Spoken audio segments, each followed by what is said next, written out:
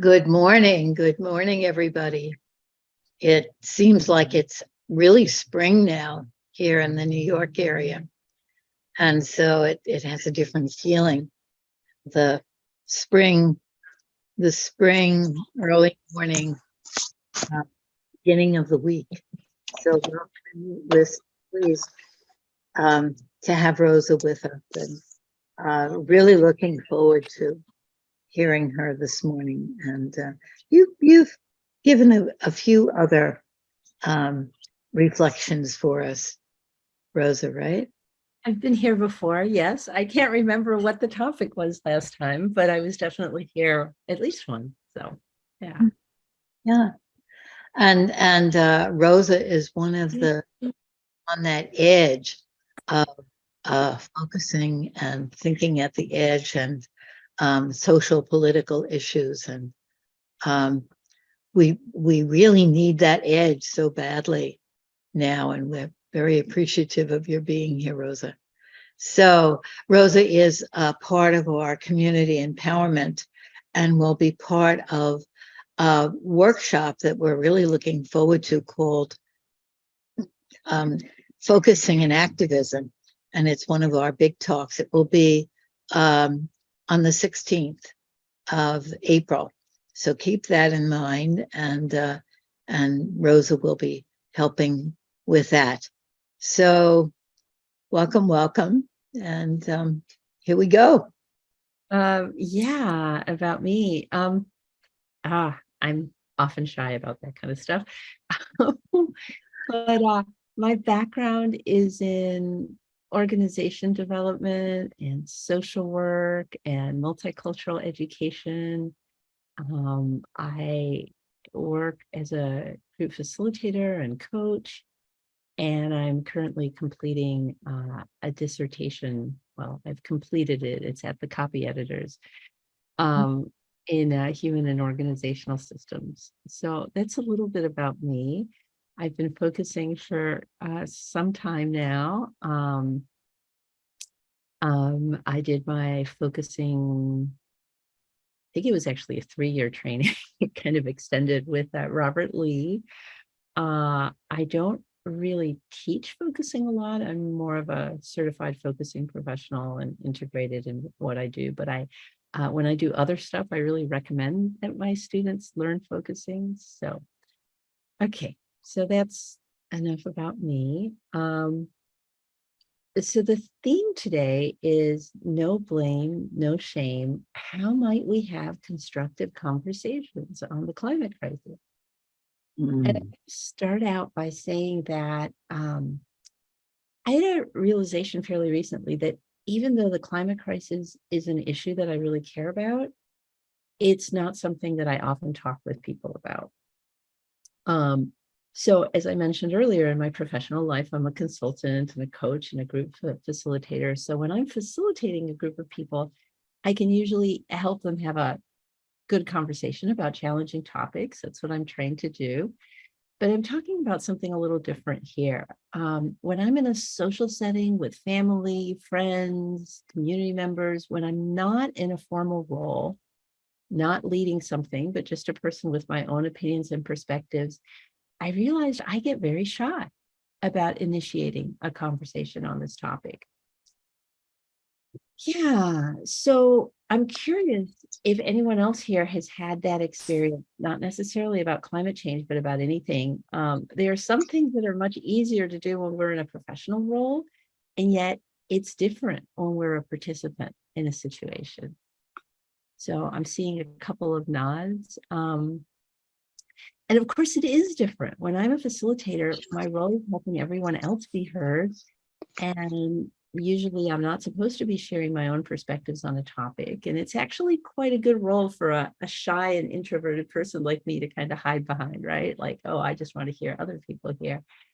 But when it's an informal setting, in an informal setting, and I'm not the facilitator, I realized it can be hard. How do I even start the conversation? Because something I've noticed is if I do try and start a conversation on this topic, it's really easy for people to get anxious or defensive or overwhelmed. Um, people might assume that I'm trying to lay a trip on them, tell them that they should be doing something that they are not doing. And people might think that or I might worry that they think that because I'm daring to bring up this topic, that I'm some kind of a self-righteous activist who is going to try and argue with them and convince them of something. When actually, what I'm really just trying to figure out is how can we have a constructive conversation on this thing that seems pretty significant. And the reason for this, my why, is because on some level, I really do think it's up to all of us. Like, I don't really believe that some mysterious they out there are going to solve it for us, that someone else is going to take care of it. So I don't have the answer. I'm not here to sell you anything. I just think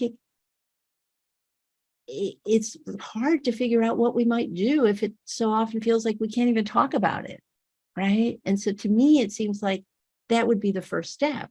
So I'm working on figuring out how might we have constructive conversations on the climate crisis. And so this is a bit of a experiment, right? Can we collectively figure out how might we have constructive conversations on the climate crisis? And so maybe that's enough for now, for an initial frame. I do have a little attunement type thing that I want to share with you all in the middle of this, not right before we go into breakout groups, but a little later on. But for now, I'm just really curious to hear, how is this landing for you? Why are you here? Or what would you like to help happen? So with that, over to you. Right. I resonate with what you say, Rosa. I find it much more comfortable to be in a facilitator role than a participant role. And I often shy away from having conversations about climate change because of the tendency of people, including myself, to get defensive. Yeah. Thank you so much for sharing that. Grady, it's good to feel like I'm not alone in this challenge of how to have conversations about something I really care about, and also in noticing how different it is when I'm in a professional role than in a personal role. So thank you so much. Anyone else? Sophie here. Yes, Sophie. It's kind of the opposite for me. I feel less shy when I'm in a more personal kind of setting than professional, because I have my own inner voices. When I'm in a professional setting, then I should better know what I'm talking about. So it's the opposite. But I can really relate to this, especially the no shame, no blame. I like your title. And what really helped me is that definition that Lynn gave us about responsibility a while back. I've been really with this for since then, and looking at responsibility as our ability to respond. And that really shifted, a lot for me, especially around climate change and Earth and the bigness of it. It's huge, and the scary, and it's huge and scary, and it's what we leave behind us. It's our legacy, and it means a lot to me. So that definition, thanks Lynn, was really eye-opening. Oh, I am able to respond, and that I'm responsible for. And yeah, that's where I am at with today. Thank you. And this is a bit of a reflection and a bit of an observation. I'm hearing you respond, right? I'm hearing you right now respond by talking about your feelings and sharing that this is scary, and also sharing a framing that has helped you, that Lynn had offered around responsibility, meaning the ability to respond. So you're you're sharing your own process on different levels with us about it. And so you are responding right now. Thank you so much for that. Yeah. Thank you, Rosa. I'm thinking about this and thinking what a difference it would be. I don't know. I don't think I have any particular discomfort in talking about the issue with others in any kind of setting. But I'm thinking what a difference it is to approach the whole issue from a point of view of caring rather than shame or blame. Yeah. Like it's something I care about. I care about the world. I care about the future. I care about what the world's going to be like. I'd like to engage others in that attitude of caring. It's not about blame or shame, but caring. Mhm. That seems to me changes the whole quality of the conversation. It's not pointing at, oh, you're not doing what you should do. Although I do think sometimes I've had this thought, oh, we're very critical of people who had slaves. Oh, they're so terrible, such terrible people that had slaves. Well, aren't we doing more damage to the planet by what we are doing now than they did by having slaves? I mean, they'd harmed the people that were slaves. That was horrible, but it's so easy to get judgmental about people in the past Yeah.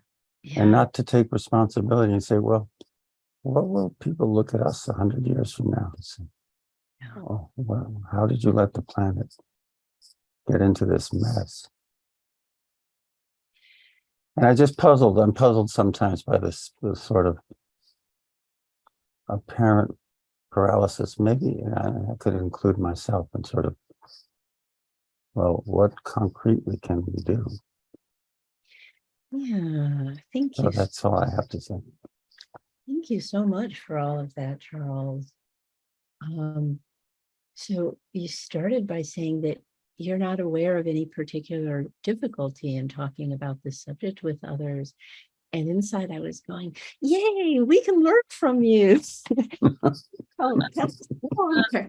What makes it easier for you to talk about this with people, right? And then you shared with us this wonderful shift in perspective, right? From shame and blame to caring, and how that can be a really useful frame. And then you also did another kind of frame shift of saying, maybe this is not about blame and shame, but about how easy it is for us to get judgmental about other people's lack of action in other historical times. And yet here we are, many of us frozen, I would totally include myself. I mean, part of this whole exploration is how can I do more? And I started out by thinking, well, I do think conversations is where things start. So like, and I don't want to feel alone in this. So how can we have conversations that can help us figure this out? You're doing it right now. Yeah, we're doing it right now. Absolutely. Absolutely. So thank you all for showing up, and thank you all for being here. I was a little worried. I'm like, oh gosh, I'm going to offer this topic and like nobody's going to be there, or it's going to be me and Lynn and like 3 other people. So thank you to each of you for showing up. I love the idea that we can start with conversation, because that's something that I know about. It's something that I feel the power of and can harness. And I haven't really put that together with climate change yet. So this is a new way of beginning for me. Although we have talked about it in our community empowerment group, and that was quite wonderful to talk about it. But for me, the scariest things, or the most important things, or something, are often talked about in a kind of hysterical way of just throwing our hands up and saying it's terrible and nobody cares, and they did this and they're doing that, and that doesn't help me to talk about it that way. When people have a little bit of hope, like friends of mine who love St. John's found that the coral was a little bit better. And I could feel myself, oh, I want to engage with that. What is that little bit better? But it's hard to even find conversations like that. I love the David Attenborough series where he's showing how resilient nature is, and how things can get better so easily.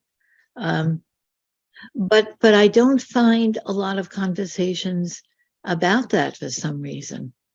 It seems like most of us feel like we're doing more if we're pointing out the demise of the species. Yeah, thank you so much, Lynn. So lots of rich threads there.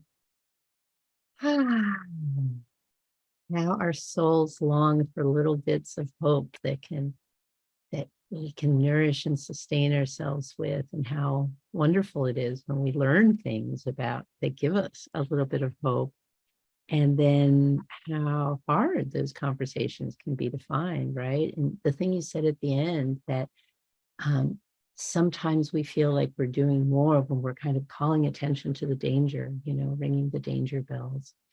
Yeah. So here we are. I want to acknowledge that Pauline has a hand raised. Welcome, Jim. Welcome, people who are arriving. Pauline, over to you. Hi, Rosa, and everyone. Yeah, I kind of, I wish I didn't need to have words, and my singing voice wouldn't bring me anywhere, so it's worse. When I read the no shame, no blame, and climate change, I suppose I really felt the healing in your opening remarks, Rosa. Just differentiating between the facilitator and I really certainly resonate with the shyness in company. Often with the big issues, I just don't have anything to say because I feel that I'd be coming from an opinionated sort of perspective rather than something. It would be theory rather than my own opinion and caring, as Charles has said, And what I'm struck by is the pause, thinking at the edge, so it's like I cannot articulate kind of my viewpoint because it feels like so out of on the edge, It's that and it's a genuine thing that, it's the felt sense that we are our perception. So whatever perception we have of the universe or of what it is, just like our own stuck process, it's creating the pause for whatever the idea of the universe is. I mean, there's lots of pioneers, already in the field saying, well, that this is only a reflection of what we think.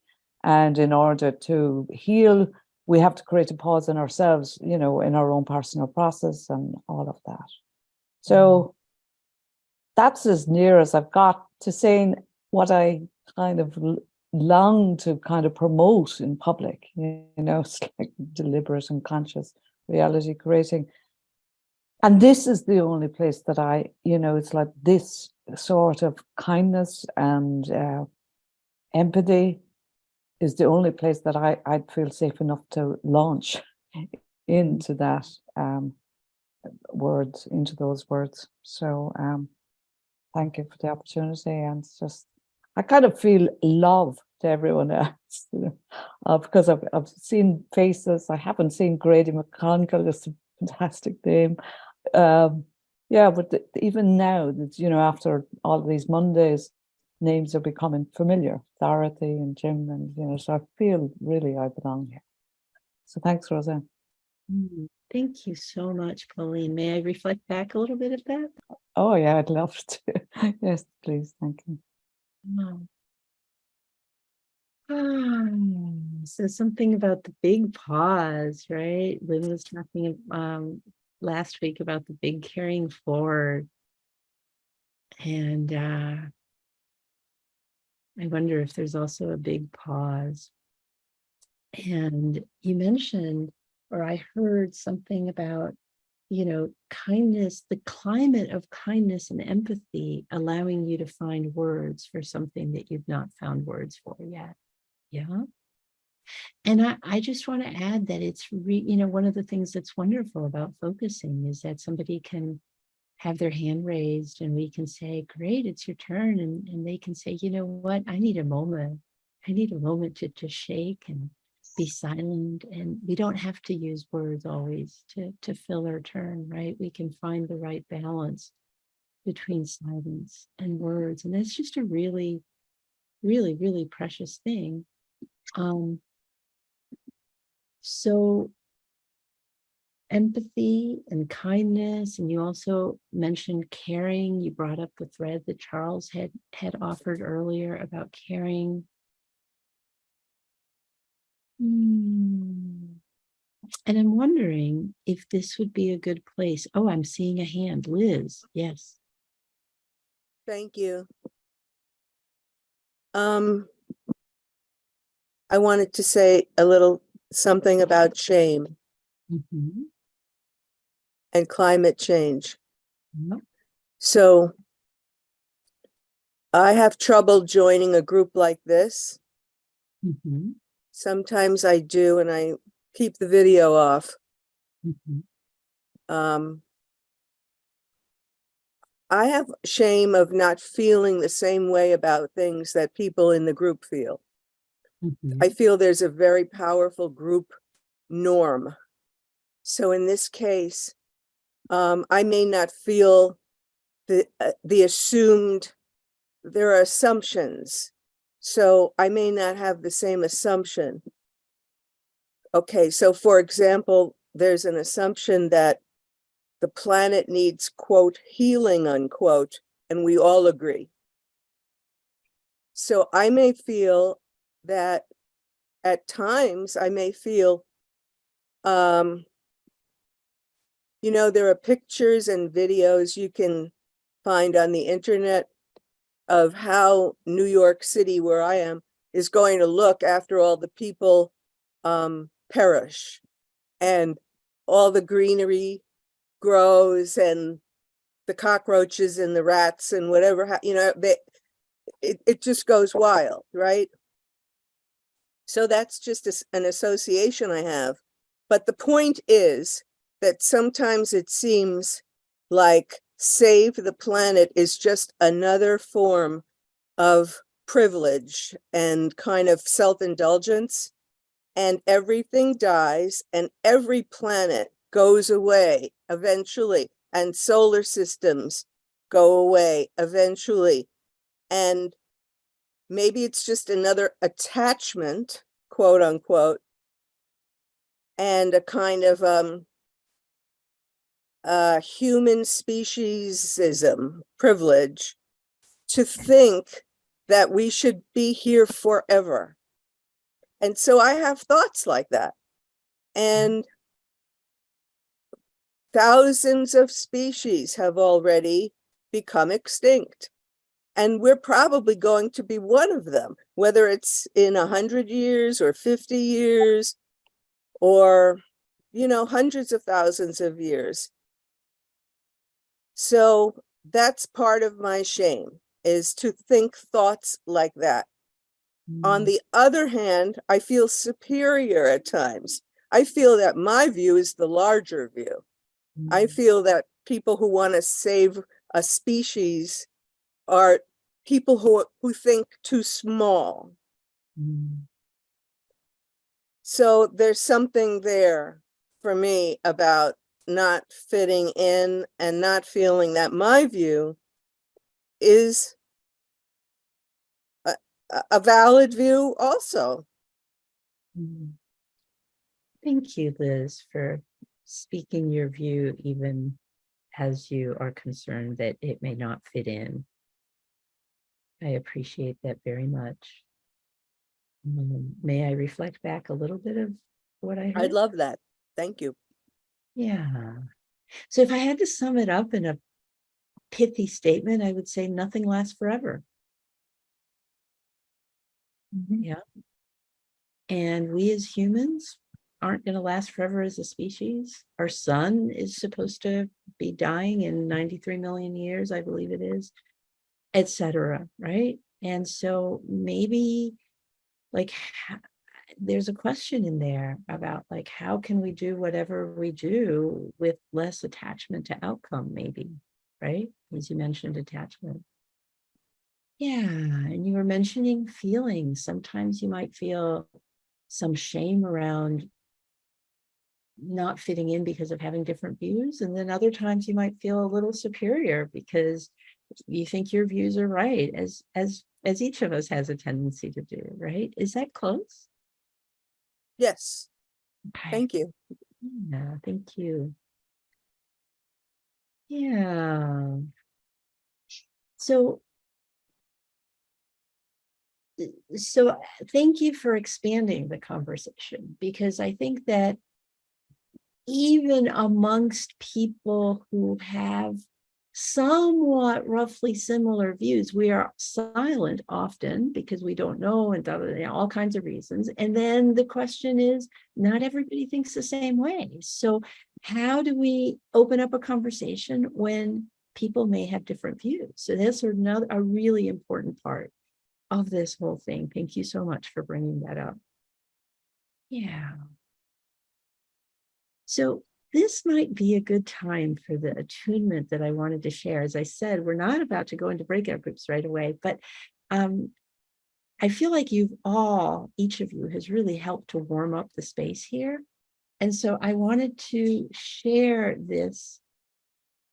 Yeah, I'm calling it an attunement, but we could call it a frame or something. And I was thinking, because of what Charles said, that, oh, caring's not in here, but I think caring is part of how we hold this, right? So I think it's throughout the whole thing.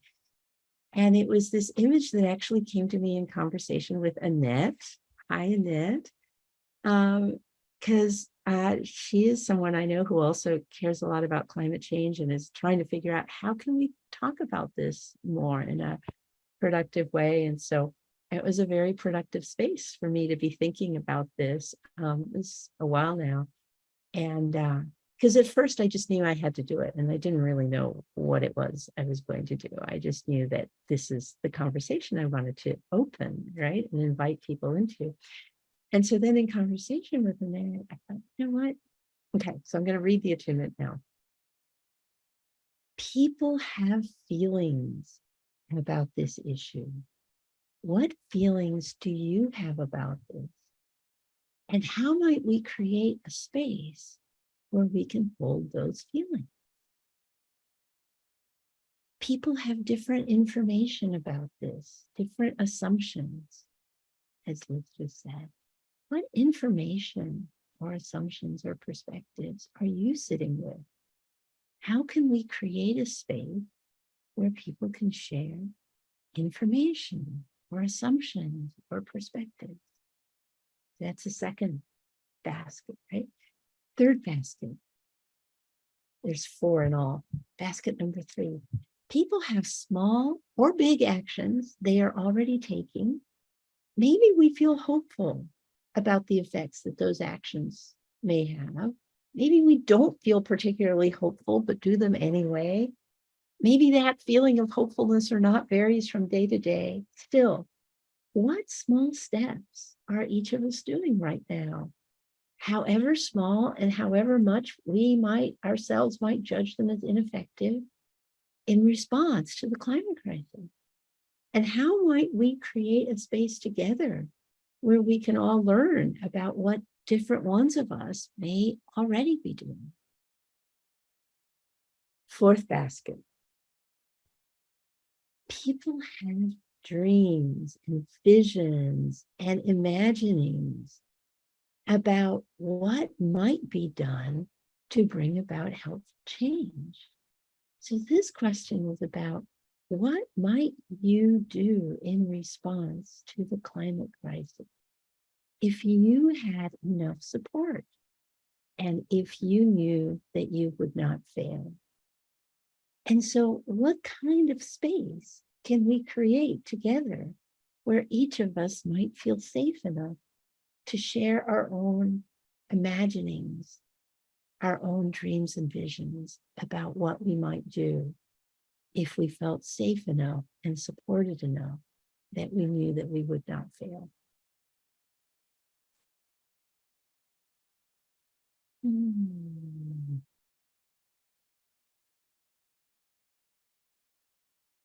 So those are the 4 baskets, and we don't need to do anything in particular with them. They're just invitations to feel free to speak and share whatever it is you might want to speak and share. Whether it's feelings, whether it's information, perspectives, assumptions that you're sitting with, that, because sometimes information can be hard to hold on one's own, like I just read this thing the other day and it's still rolling around in my stomach. And I don't know that we're meant to hold things that are this big on our own. I think we're really meant to hold them together. So what small steps are you doing that some part of you might judge as, oh yeah, I'm doing it, but I don't know if it's ever really going to be enough. But how can we hold a space where we can acknowledge and celebrate what each of us are already doing? And how can we hold a space where we can acknowledge our dreams and hopes and visions of what we might do if we had enough support? Back over to all of you. So thank you, Rosa, so much. I love this conversation. I just want to dial back a second to what Liz was saying, because I appreciated it so much, what she was saying. Yeah. Because it's like the idea that when we hold on so tight to something, we actually can do more harm. When we're caring about something and want to care for it and take care of it, there is a sense of releasing. But if there's so much holding on to an outcome, it can actually put people off, not even help the process. So there is a sense of letting go, and there is a greater thing that we don't have control over. But I love what you shared about the small things. It brought me back to growing up in the 70s with my mom, and my mom, having us recycle, and we'd go and get our little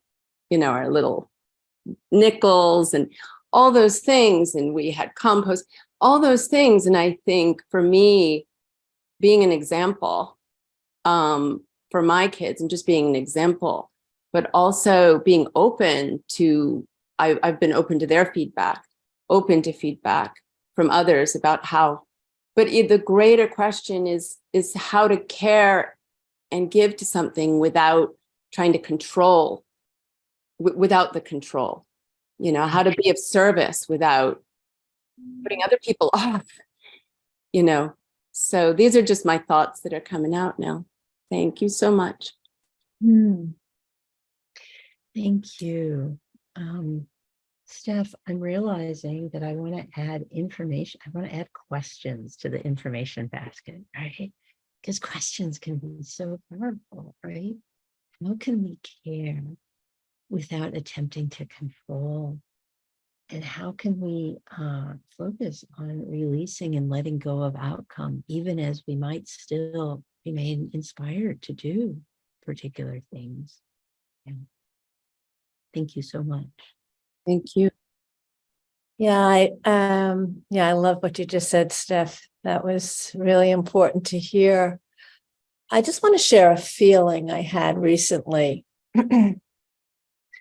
about climate change. A couple of weeks ago, I was in Galapagos Islands, and I was watching the sea lions. It's a place that's very pristine, and talk about protecting the environment. That's their main focus. everything is organic. I didn't even though it's at the equator, I didn't bring a spray bottle because of, how that it can affect the air quality. They don't allow umbrellas even on the beaches, not that it's a beach place, but for any kind of pollution. But what struck me, and I felt very sad about, and I'm not sure if this was a truth or not, but I was looking at the sea lions, and a couple of them were under what bushes there were, which wasn't very many, as it's very arid there. And I felt sad because it's getting warmer and warmer, and it's like even with places to snorkel, there aren't as many places because of climate change and the earth getting warmer. And I looked at the sea lion under a bush, like looking like he or she was protecting himself from the sun, and which is very unusual. Now, I don't know if that's a norm for them or not, but what happened for me was a sense of real strong sadness. I felt so, and I've always, since Earth Day, back when I was in college, have been very aware of the environment, but just on a feeling level, without being too cerebral about it. I just felt a tremendous sadness there about what's going on. So I just wanted to share that. Thank you so much, Lamar. Yeah. Would it be okay to add the word mourning to sad? Yeah. It hasn't been brought up yet, but I'm thinking about what Liz had said, our species may go extinct, right? And even if we let go of trying to control the outcome, I think it's really important to be able to have places where we can mourn and be able to sit with whatever feelings we may have about all the loss that is already happening, let alone anticipatory loss, right? About what may or may not happen, depending on what humans do and depending on other factors, because we aren't in control of everything, right? So thank you for bringing the feeling of sadness in, Lenore. And I see your hand, Liz. I also want to say that some people are contributing through chat. So I'm maybe mispronouncing this, but Annecy said, we do not live in balance with nature. There is so much greed and power and control of nature. In indigenous culture, earth is our mother that needs tending. Modern culture has separated so much from the balance of nature and its understanding. I work with children to teach them to love this earth, to care for it as the mother that it is. So that goes, into several of our buckets, right? Information about indigenous cultures and information about the valuable actions that one of us is taking in terms of teaching children to care for the earth. Yeah, going to go back over to you, Liz, in a moment. And I just want to say, from what you had said earlier, a bit of information I wanted to share is that some people really see our culture's inability to deal with death and to talk about death and to honor death as part of what's creating this whole mess that we're in, right? It's like, because we are holding death in shadow so often, it's coming back around to bite us, possible extinction, because our culture doesn't really do a lot of honoring of death or having that. That's another topic. Some folks had to start death cafes to start making socially acceptable and to create spaces where it's okay to actually talk about death. Over to you, Liz. So I'm bringing the shame right in here rather than where it. Can you hear me? Because yes, I can my hear mic is a little weird. Okay, thank you. I'm really going for it this morning, and I'm going to be ashamed later. Definitely, I'm going to have regret and remorse and shame for not fitting in, but I feel like what I said is being distorted now to fit in to that group norm. So now we have to mourn the planet. That's not what I meant. That may be what other people are feeling, but I have this need to assert today that I didn't mean that. I meant that not, oh, everything, let's mourn, I don't, no, it's okay. It's really okay. It's not always about human feelings. Maybe it is in here, but my view, maybe it's more scientific or something in my own head. It's Yeah. more neutral. It's more cold. It's in here is, you have to be warm all the time. It's so that I want to be able to be cool and objective, and it's okay to let nature take its course. We're not that important. We don't have this destiny, and this is just, I know it's just my point of view, but I could be sitting in a different kind of classroom in a philosophy class someplace and they'd get it, and I don't feel gotten. And maybe I have no right to feel gotten here. This is just one room with people who are together because they have a lot in common. And that's what I'm talking about. I feel outside, but I still want to be here for various personal reasons. Yeah. Sometimes. And I have an arrogant desire to be understood. And now I'm going to stop talking and start regretting. Thank you. Well, thank you so much for speaking up, Liz. First of all, I want to apologize. I try and be clear about when I'm reflecting and when I'm adding my piece, and clearly I was not clear enough about that. You did not say anything about mourning, and I'm hearing that loud and clear. You were talking about the potential extinction of our species and how you think that that is something natural and normal, and now you're clarifying more that you think it's fine to be cool and dispassionate about it from like a philosophical perspective. And is that close?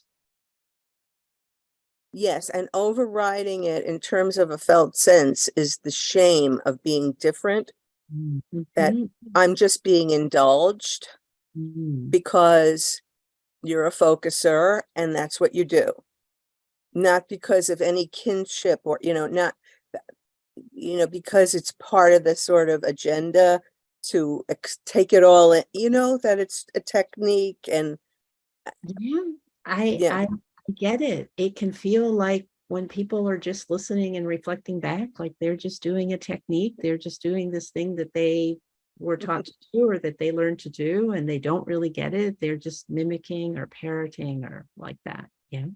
You're very good at this, Rosa. Thank you. Hi, Liz. Hi, Liz. Hi, Liz and Rosa. I'm going to just be spontaneous in the hope that I could stop you beating yourself up afterwards. There's no need. I remember Gentleman's really thing of saying, we're here because we belong, or we belong because we're here. Nothing more. Individuals, the space for all of us. So I really hope that you don't do that this afternoon. Thank you, Pauline. Thank you so much, Pauline, and thank you, Liz, again.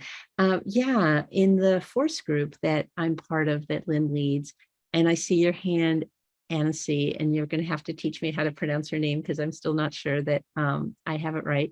But if you can hold for just a moment longer, I just want to say that in the class that actually, Lynn, I may have gotten it confused. I'm taking two things. I'm doing the focusing with you, the force with you, and I'm also doing social oriented focusing with Yehudit first. And I think it's there that we've been having this whole felt sense exploration around, I don't have to fit in order to belong, right? And so I think that's along the lines of what was just being offered to you, Liz. And so I wanted to underline that.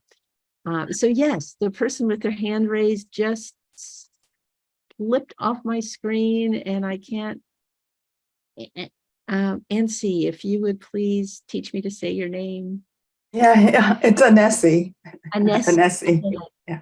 Thank- I was going to say, Liz, thank you for the courage to share, everything that you have shared. I've really learned a lot from you because sometimes I'll say things too, and then I feel like out of the group. And you express things that I have felt that I have not had words to say them, maybe because I haven't been connected to them in the ways that you are so deeply connected, and asserting yourself. I feel it's such a courageous thing to do. So I really appreciate it. And as you spoke, I thought this week I've been binging on a Netflix called Apocalypse, which is about climate change and what happened 12,000 years ago. And it does relate a lot to nature. So they were showing how prehistoric people would draw things, letting us know what was coming. And then it would come, and then they would leave and disappear, and another group would come and not understand the messages. And in the end, the series was saying we're in an apocalyptic kind of place, but something might happen. We need to be aware of it, and things are changing. So it shows the past, and then it shows kind of like the present, letting us know. And I have to say, I saw the last episode, I think last night, that I was mourning. I was in a place of sadness about what's happening to the world. And, I think that it's not to say that Liz is telling me, it's not about me hearing Liz and me mourning. It's me mourning before I came here. Like I was already mourning, okay, before I came here. And so, when I think of action, I think always of young people. And, I live in a place upstate in Hudson. In the library, they have a little bag for children with all the things they need in the bag to learn about nature. And you go and rent the little bag. You don't even have to pay. You just go get it. And then you take, your child takes their little bag. It's amazing all the things that are there just to make little kids curious and love the earth. And, by the time my grandson was 6, I bought him something on climate change. I wanted him to be curious and aware. And, and I feel that there is a lot of greed out there that doesn't care killing a whole bunch of little animals just to make a building. Like let's just wipe this out. Like there's so much going on that is sometimes we're not aware that has to do with the greed of corporate America and corporate global world that just eradicate places just for their own purpose. And I do get to a place sometimes, Rosa, where I feel incapacitated. Like I'm not doing enough. I don't have the skills. I then feel frozen. And then I say, okay, get out of there. Go back to your starting with the young, do things with the library, I'll go back to, or with young adults. I mean, I work at a university, I work throughout the lifespan, but I love this conversation and the courage for you, Rosa, to be here today and say to us, I don't really know how to say it sometimes, but the honesty of the fears that we sometimes have about saying the things that we have to say. I really appreciate it at so many levels. And I'm so glad that I was able to be here today and be in the presence of all of this. So thank you. Thank you. I want to stick something in here. I hope this is okay, Anessa. Yeah. It's in conjunction with what you're saying. It's something that I can't quite articulate, but for me, it's about there being a right way to think about it and a wrong way to think about it, or not thinking about it, not having opinions is wrong. And that we all have our own little communities and almost our rituals of opinions that are the right ones to have. And then actions are supposed to come out of those opinions. And And I have to say that I don't have well-formed opinions about many, many, many things about climate change. What Liz says makes sense to me. What everybody says makes sense to me. And I feel all of those opinions as strands of something. But then the thing that is exciting to me is that I thought maybe the world depends on opinions. And maybe the future of the world depends on the ability of individuals to form opinions, which is very new in our evolution and very exciting. And it's something very counter to our instinct, our tribal instinct of gathering under the tent of a particular opinion that's right or wrong, and punishing people for having the wrong opinion and enforcing the right opinion. And then there was something very exciting about that thought that maybe we're doing it now here, and that this edge that we're trying to explore and focusing of fostering not particular opinions, but fostering the ability to create opinions, to have opinions, to have opinions that are furthered by disagreement. I think that's evolutionary. Anyway, I'm just beginning to think that. Thank you so much, Lynn, for sharing your fresh thinking with us. I see Gray's hand. I see Charles's hand. Charles has put a lot of amazing things in the chat, which I may just call on you to say. I don't need to read them for sure, especially since your hand is up. But I do want to reflect for a moment before I go to the two of you. Lynn, thank you so much for sharing your fresh thinking with us. That is so precious. Yeah.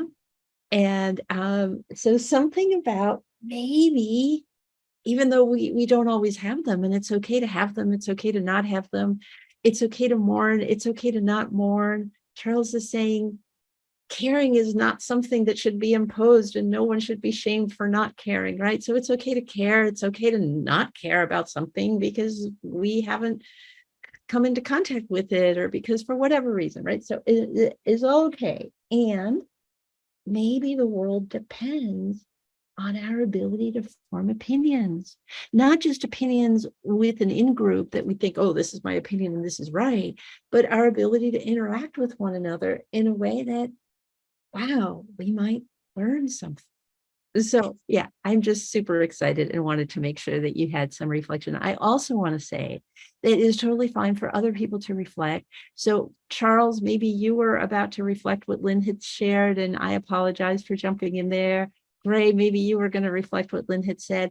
I'm going to start now in the future just asking people to, if you want to reflect, because I don't want to be having to do all the reflections, etc.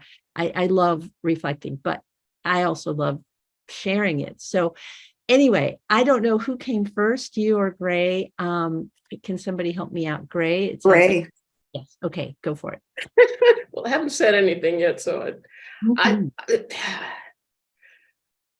come to these things because I have problems being in a group, and I appreciate you, Rosa, and also Lynn, that somehow I'm at this point, I'm just kind of like trying to stay connected, because I'm still, in a way, although I've sort of been able to follow what's been said afterwards, I'm sort of stuck at the point where somebody said, I think it was you, Liz, I mean, talking about the mourning. I never heard Liz say anything about mourning. And then somehow that's been appropriated as something that she said, when it was really a beautiful reflection about being at the Galapagos and the seals trying to avoid the sun. And that at that point, I began my disconnect because there was no thread to follow, because Liz never said that. Liz never said anything about mourning. So, and for me, the experience of being in a group, I find this very sort of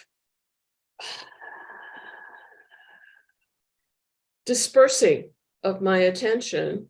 And I actually have a felt sense here about it, that things just sort of seem to go off in various directions that are no longer connected. But I feel like you, Rosa, and Lynn, you can actually hold all of this. Obviously, you didn't have the same reaction that I did, but that somehow it doesn't create like a dispersal in you. And so I just wanted to acknowledge that in order to just feel like I'm still here. Wow. Thank you.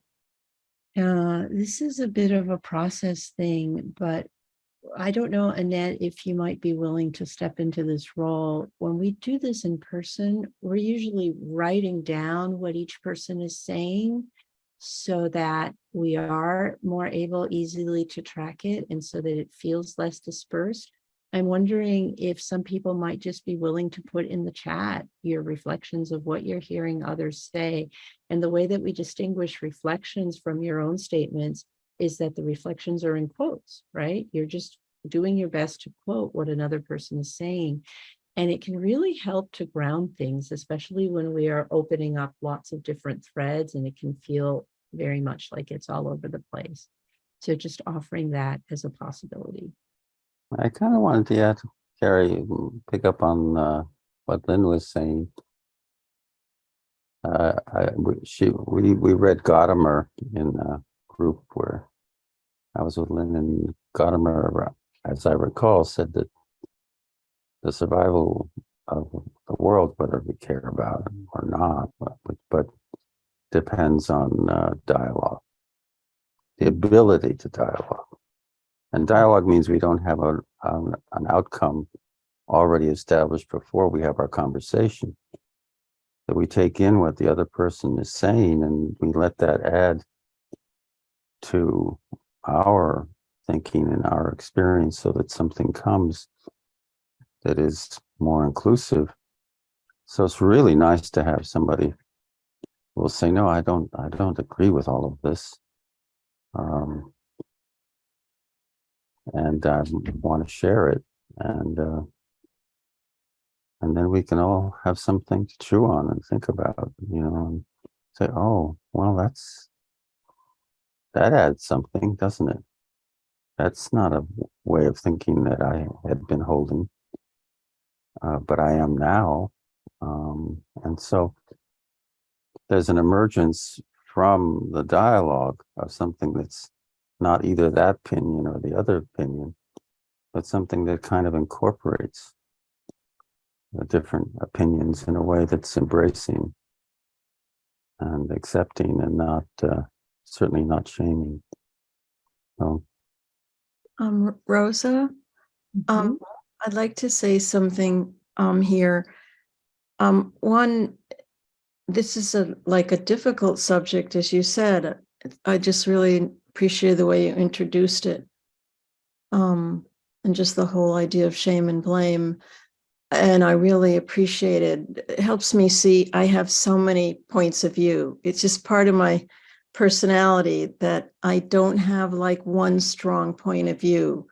And by hearing all this, it just matches. Yes, I agree with you. I agree with you. I agree with you. Like parts of me kind of take in each piece. And the extinction view is really hard. But I get that too. And the other thing I wanted to say is the sense of connection. I don't know if we even, just throwing this out here, if we even can take 10 minutes for breakout groups. For me, it's a way of grounding. Like my emotions are like all over, going in all directions. And there's something about the breakout groups that I really value to have that piece. Hi, welcome back, everybody.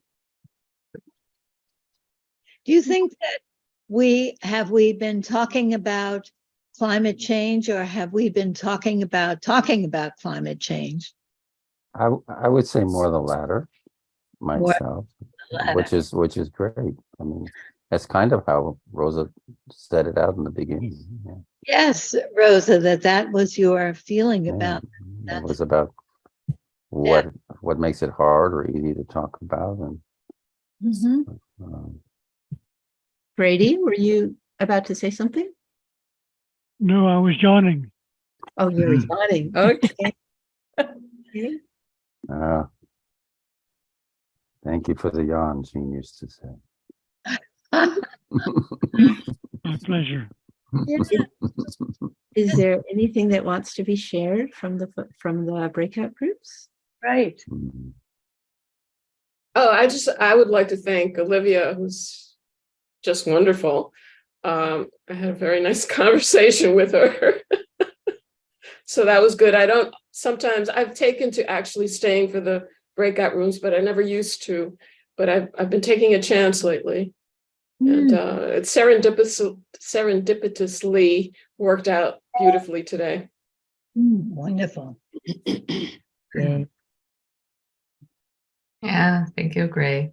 I felt like the breakout room really helped calm my system and feel the resonance and kind of slow down. Really, really helpful.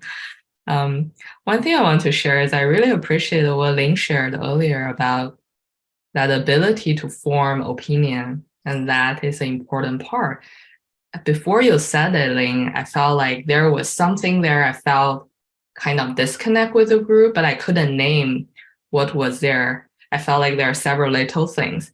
But after I heard you said that, like something just settled, like, oh, I think the main like big thing in the background is that I assume everyone already have a formed opinion about this topic and a strong stand, and then they're arguing or something, and the challenge is among them. But to me, I really resonate with what you said. I don't have a formed opinion about this topic. I'm just open and wanting to hear.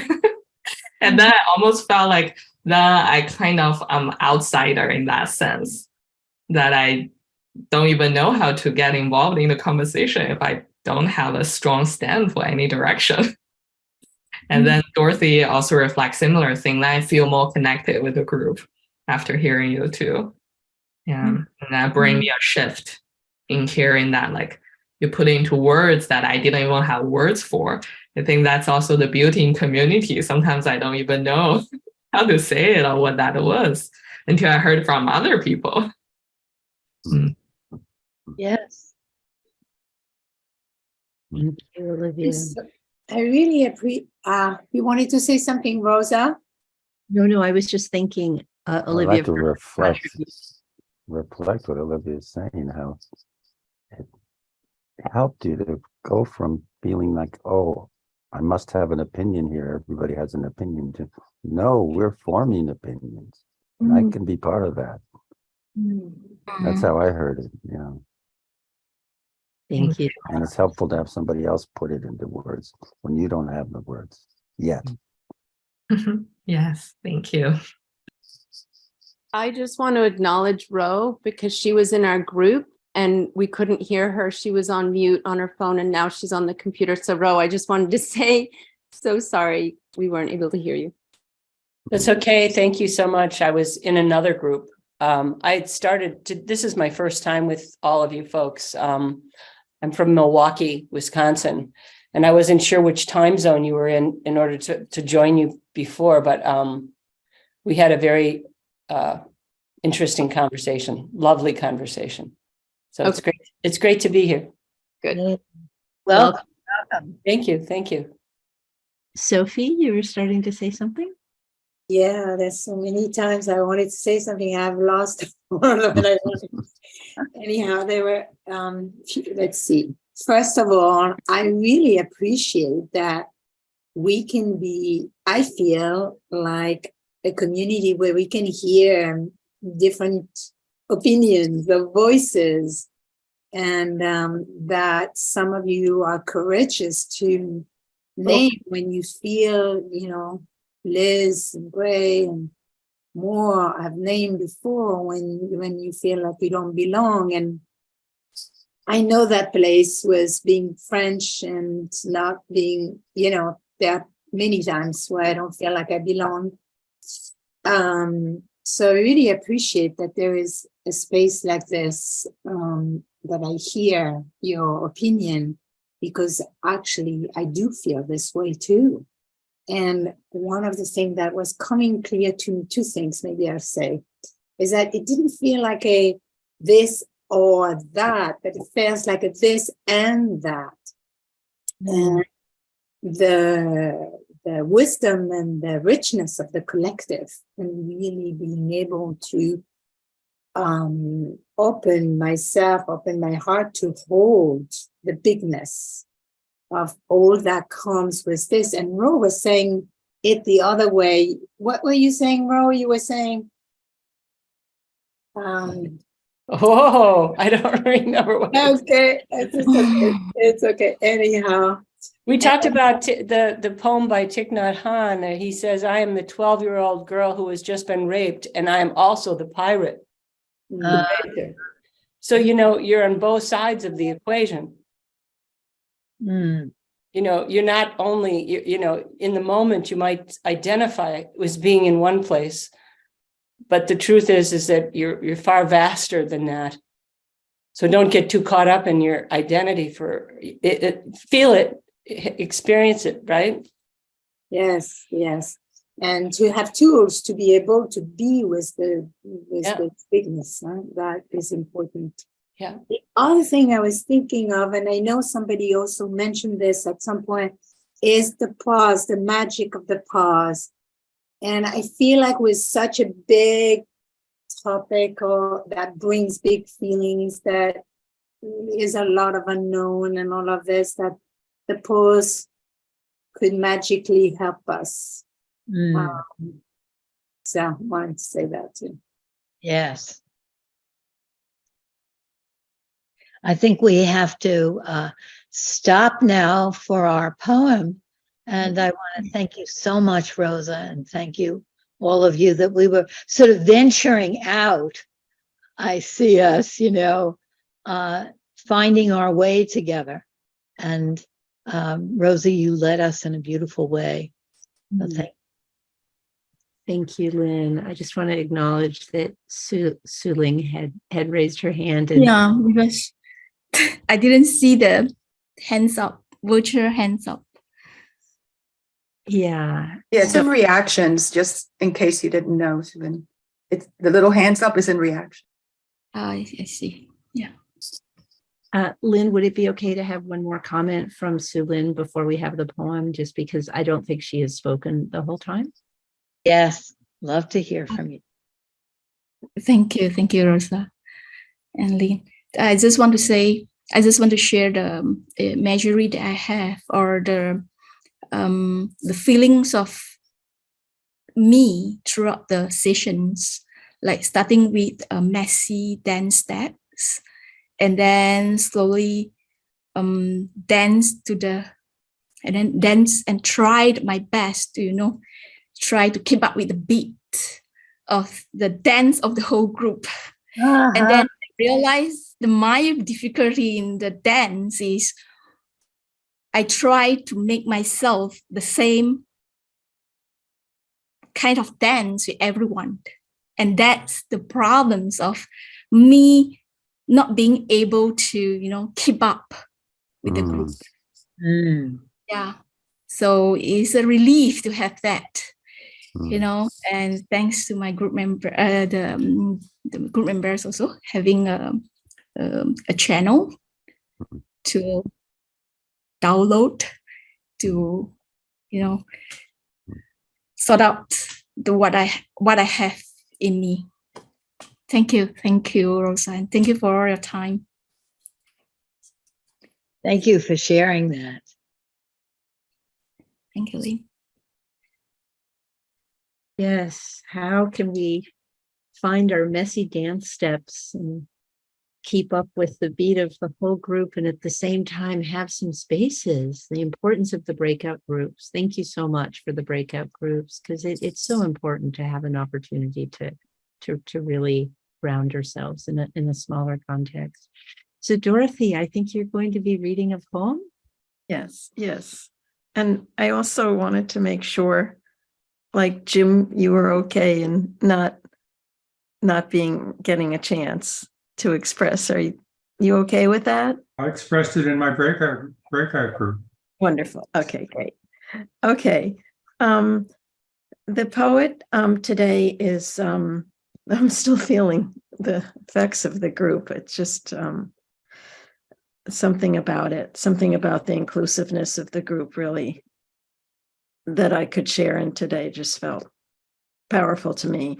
This poet, Maya Papa, is a Romanian American poet.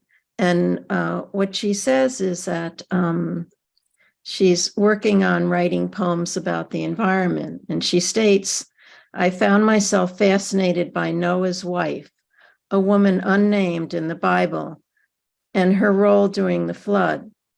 I chose to write to her as a way to think about my own role and potential inaction in the current crisis. Letter to Noah's wife. You are never mentioned on Ararat or elsewhere, but I know a woman's hand in salvation when I see it. Lately, I'm torn between despair and ignorance. I'm not a vegetarian, shop plastic, use an air conditioner. Is this what happens before it all goes fluvial? Do the selfish grow self-conscious by the withering begonias? Lately, I worry every black dress will have to be worn to a funeral. New York, a bullion, eroded filigree. Anything but illness, I beg the plagues, but shiny crows or nuclear rain. Not a drop in London, May through June. I bask in the will by golden hour light. Lately, only lately, it is late. Tucking our families into the safeties of the past. My children, will they exist by the time it's irreversible? Will they live astonished at the thought of ice not pulled from the mouth of a machine? Which parent will be the one to break the myth? The Arctic wasn't Sisyphus' snowy hill. Noah's wife, I am wringing my hands, not knowing how to know and move forward. Was it you who gathered flowers once the earth had dried? How did you explain the light to all the animals? Beautiful. Thank you.